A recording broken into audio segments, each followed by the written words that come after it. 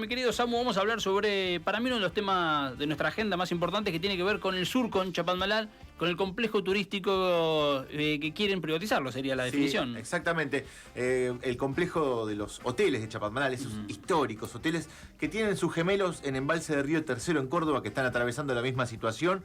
Aquí, según nos decía hoy gente de ATE, que ya vamos a estar hablando también al respecto de la situación, son más de 50 trabajadores que han sido pasados a disponibilidad. ¿Qué es esto? ¿Los han despedido? No. Es una especie de limbo, ¿no? Claro. De paso a disponibilidad. Es como que siguen formando parte de la planta de trabajadores, pero no ahí. No van a poder seguir trabajando en ese lugar porque todo da a entender que la situación va hacia el lado de la privatización, ¿no? De los hoteles históricos de Chapadmalal, con con mucha incertidumbre, ¿no? Porque obviamente podría haber por detrás un gran negocio inmobiliario. Todo ese conjunto forma parte de un monumento histórico nacional. Recordemos, los hoteles fueron construidos por la Fundación Eva Perón allá por finales de la década del 40, principios de la década del 50, si mal no estoy en la cuenta, y ahora nos van a corregir justamente, y que dentro de todo lo que tenían en su momento, que era una especie de mini ciudad, porque incluso tenía una planta eléctrica, había un colectivo que creo que fue recuperado en algún momento de la historia.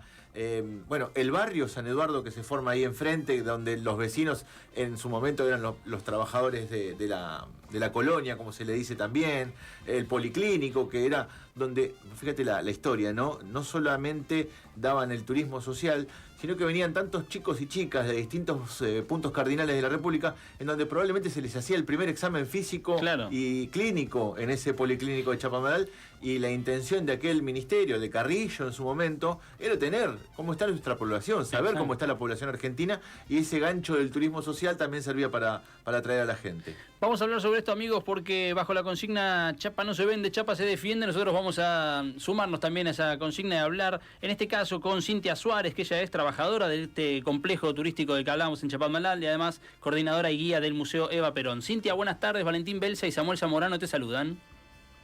Hola, buenas tardes, ¿cómo están?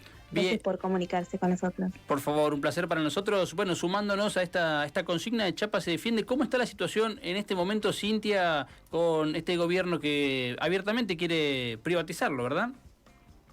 Sí, bueno, nosotros nos enteramos, como se enteraron todos, a través de la conferencia de prensa que dio Adorni hace más o menos 2 meses atrás, habrá sido, donde ahí dio a conocer que estaban avanzando las negociaciones de la concesión a 30 años de Chapadmalal. Si bien era algo que hace 2 años que ya teníamos ese miedo y esa incertidumbre, y a partir del año pasado, con la derogación del turismo social y los primeros despidos de trabajadores, ya era algo inminente, pero bueno, llegó ese final tan que tanto estábamos temiendo. Así que bueno, nada, la verdad que lo bueno, digamos, lo que puedo rescatar en esta situación es que tenemos toda buena comunidad que está preocupada, que está involucrada, que estamos haciendo asambleas todos los fines de semana para poder planificar estrategias de visibilidad, de defensa. Bueno, entre ellas el festival que estamos programando para este sábado 20. Así que bueno, pese a toda esta situación, rescatamos este acompañamiento de toda la comunidad del sur de Mar del Plata, también vecinos de Mar del Plata y de Miramar, que se hacen eco al reclamo, se suman y bueno, nos fortalecen y nos acompañan. Cintia, sin ser sonsos, ¿no? Estamos conscientes de que hoy la colonia de los hoteles de Chapadmalal ha quedado inmerso en lo que es un gran polo turístico nuevo, ¿no? Esto de Chapa glamour, de Chapa cheta, de muchos, no sé, gente millonaria con cabañas y con potros que van a galopar por la costa en el fin de tarde y toman una cerveza, ¿no? Porque lo digo así medio jocosamente, pero es lo que se vende hoy por hoy de Chapadmalal, y me parece que por ahí viene el tema de la privatización también, ¿no? Sí, justamente yo digo, venden esta cosa de viví tu experiencia Chapa, y muestran este paseo en caballo por la costa, cuando en realidad después en el alojamiento no tienen gestión de residuos responsable, ni tienen cloacas, ni tienen ninguna obra pública que acompañe y amortigüe el daño ambiental que por otro lado se jactan de brindar, ¿no? De defender la naturaleza y por otro lado es súper contradictorio cómo manejan hasta sus residuos. Sí, justamente yo siempre cuento que yo soy nacida acá, y que cuando yo decía que vivía en Chapadmalal, de hecho cuando tenía que darle mi dirección en Mar del Plata por un turno médico, lo que sea, siempre lo tuve que deletrear, nadie sabía ni dónde quedaba, Claro. a pesar de haber 3 Chapadmalal, como yo digo siempre, que es Claro. Estación Playa Chapadmalal, que ellos se autollamaban La Estafeta y hoy son Chapa, Claro. y todo lo que es la unidad turística de Chapadmalal, ¿verdad? Y sí, como vos decís, quedó inmerso dentro de esta movida turística y esta venta de la experiencia Chapa, que en realidad esto no es acompañado por ahí con la obra pública que demanda, y la verdad es que estamos autodestruyéndonos también en parte porque va a llegar un momento que va a colapsar justamente, ¿no? ¿Hasta qué punto se estaba poniendo en valor la unidad turística? Yo entiendo que durante el gobierno de Alberto Fernández, pese a todos los problemas que atravesó, había una intención y se había avanzado con el arreglo de algunos de los hoteles. Yo creo que los últimos son 9 en total, si no me equivoco, y algunos se habían puesto en valor, Sí. y hay 1 o 2 que eran los más deteriorados por el abandono, ¿verdad? Sí, de los 9 hoteles, bueno, justamente la gestión en plena pandemia se empezaron las obras de recuperación, se prepararon para hospital en principio, el hotel Claro. 1 y 2, Claro. por si colapsaba el sistema de salud. La verdad que fue una hora maravillosa porque ya cuando estábamos desahuciados, viendo que se caía todo el complejo a pedazos, que la gestión anterior de Macri había cerrado casi todos los hoteles y quedaron nada más que el 1 y el 2 con muy poca gente, que le habían cedido parte del complejo a Gendarmería, y bueno, ante toda esa situación vino este gobierno, que el ministro de Turismo fue Matías Lamens, que lo primero que hizo fue reunirse con los trabajadores, admitir que no conocía el complejo, pero que iba a hacer todo lo posible por levantarlo, y bueno, pensamos que por ahí era una promesa más, pero en realidad sí se hizo, se empezaron a arreglar los hoteles, se arreglaron 6, en total se reciclaron, y 2 quedó frenada cuando se frena la obra pública, cuando asume este gobierno. Claro. Ahí se frenó el Hotel 3 y el Hotel 4, y el único hotel que no había sido intervenido para nada fue el Hotel 9, porque ese había tenido un convenio con la Federación de Vóley en el gobierno de Macri, entonces Exacto. bueno, fue como que el que había que primero recuperarlo para poder después decidir ponerlo en obra. Pero sí, estos 6 hoteles que se recuperaron estaban funcionando, alojando a 3.500 personas por semana, e incluso hay 3 que están en condiciones de abrirse en invierno porque tienen calefacción eléctrica que se les puso. Qué bien. Así que bueno, es una picardía realmente porque nosotros los vemos cerrados hace 2 años, el Claro. deterioro Es increíble, notorio. ¿no? Es increíble. Hay que decir, y vos lo sabrás más que nadie, la vida que supo tener todo el complejo. Había bares, restaurantes, canchas de bowling, boliches, negocios de todo tipo, tiendas, almacenes, bueno, absolutamente de todo. Sí. Y también parte del complejo, Cintia, es la residencia presidencial de verano, ¿no? Lo que se llama la Casa del Presidente, también forma parte del complejo. Sí, justamente dentro del complejo está todo el predio del área de presidencia, que eso en el gobierno de Macri pasó a depender directamente de presidencia, salió de la órbita de turismo. Y bueno, eso no está afectado ahora por estas decisiones, justamente eso sigue funcionando a cargo de Presidencia de la Nación, y es un complejo de 19 casitas, que dentro de ellas está una casa destinada al presidente y otra para el gobernador de la provincia.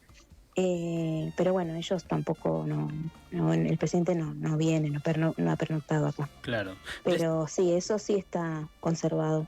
Decía Cintia al arranque de la nota que había una gran actividad barrial, territorial, una comunidad ahí apoyando este reclamo de Chapa no se vende. Contanos sobre eso y cómo son las acciones a seguir ahora, Cintia. Sabemos que hay un festival. ¿Cómo se planifica lo que viene ahora para el barrio? Bueno, sí, en principio, la primera reunión, en la primera asamblea que nos reunimos en la Sociedad de Fomento de los Lobos, se habló de hacer un festival para el Día de la Bandera, fue lo primero que surgió. Y bueno, en esa tarea estamos para este sábado a partir de las 12 del mediodía, con espectáculos folclóricos, bueno, distintos tipos de ritmos musicales, también bailarines y demás, que con la feria para que vengan a comprar algo para comer. La verdad es que eso, nosotros no tenemos mucha experiencia por ahí como trabajadores, salvo alguno que haya participado de alguna agrupación folclórica o además algún festival solidario, pero ellos nos están acompañando, están acostumbrados, la Sociedad de Fomento de de acá de San Eduardo de Chapadmalal, de San Eduardo del Mar, de Lobos, Acantilados, son las sedes que nos están acompañando, respaldando y ayudándonos a organizar este festival, que promete ser lindo, que promete ser multitudinario, que lo estamos difundiendo por distintos medios para que la gente venga, nos acompañe y abrace el complejo, que es lo que queremos ver si se puede revertir esta decisión que no contempla una comunidad que vive y depende de que este complejo esté en uso, ¿no? Porque nosotros hablamos de 60 trabajadores ahora despedidos, porque estamos contando los del Estado que trabajamos todo el año. Claro. Pero en realidad hay toda una comunidad que necesita los hoteles abiertos para poder trabajar, y eso estamos hablando ahora con 6 hoteles abiertos de 400 personas más o menos que necesitan que el complejo se reabra, ¿no? En ese marco, Cintia, el gobierno habla de plazos y lo plantea así como una fecha tirada en el calendario. Yo necesito bajarlo al costado más humano y realista. ¿A dónde va a ir a vivir, Cintia, esa gente que cumplido ese plazo? ¿Qué va a pasar con esa gente que vive actualmente en los hoteles? Sí, justamente es mi caso. Yo vivo dentro del complejo, como muchos de mis compañeros que vivimos dentro de... Hay 2 edificios que fueron destinados para trabajadores, que en compensación por los sueldos bajos nos dan esta posibilidad de vivir en estos departamentos que nosotros mantenemos y pagamos los servicios. No es que nos es totalmente gratuito, sino que tenemos que hacer el mantenimiento por nuestra cuenta y servicios de luz, de gas. Y realmente muchos de nosotros no tenemos propiedades como para decir, bueno, nos vamos. Claro. Por eso estamos viviendo acá también, por una cuestión de cercanía con nuestra fuente de trabajo también. Y bueno, y muchos también han tenido la posibilidad en el transcurso de estos casi 80 años del complejo de ir comprándose su terrenito, su casita y eso. Bueno, toda la gente que se ha podido ir de los pabellones se fue. Los que estamos en los pabellones es porque no nos queda otra realmente. Claro. Entonces, la verdad que es muy preocupante porque, bueno, como digo siempre, esto es un desarraigo, nos arrancan de raíz, vivienda, nuestra identidad, nuestro sentido de pertenencia, nuestro trabajo. No es solo lo laboral, nosotros acá vivimos dentro del complejo, entonces nuestra cotidianidad es en el contacto con el turista del turismo social. Todas nuestras actividades recreativas son dentro del complejo también. Claro. Entonces, bueno, es complicado. Cintia, nosotros queremos agradecerte este ratito. Obviamente contás con toda nuestra solidaridad, nuestro apoyo, y seguimos en contacto para darle la difusión que requiere, porque a veces me parece que en la letra fría de algún decreto se olvidan que hay vidas atrás y que de eso se trata y es lo importante. Así que te agradecemos, te mandamos un enorme abrazo, Cintia. Bueno, muchas gracias a ustedes por la oportunidad. También decirles que acá está en juego también nuestra salita, nuestro CAF del Sur. O sea, hay muchas cosas más allá de nuestra fuente laboral, sino que todo, como digo siempre, de toda una comunidad que necesita el complejo, el uso del complejo. Así que por eso agradecerles que están siempre atentos. Ya hemos hablado en otros programas de radio y la verdad de la azotea, la verdad que muchas gracias por la oportunidad y los esperamos el sábado. Ahí estaremos, Cintia, gracias y a disposición, un fuerte abrazo. Gracias, adiós. Ahí pasaba, amigos, la palabra de Cintia Suárez. Ella es trabajadora del complejo, coordinadora y guía del Museo Eva Perón, y me parece que lo más importante es que rescata la cuestión comunitaria de este reclamo, que no es un reclamo partidario ni personal, tiene que ver con toda una comunidad.